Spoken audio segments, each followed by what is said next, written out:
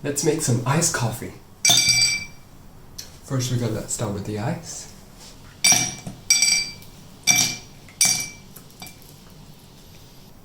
And now we'll put in the new Hava Fiesta iced coffee decoction into this.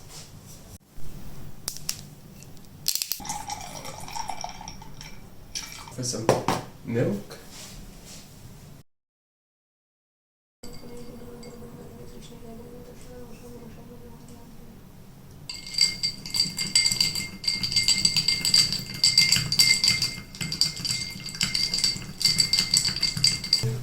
That's basically it for the ingredients now. Time to test it.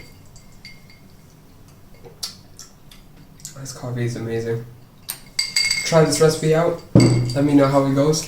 Subscribe for more.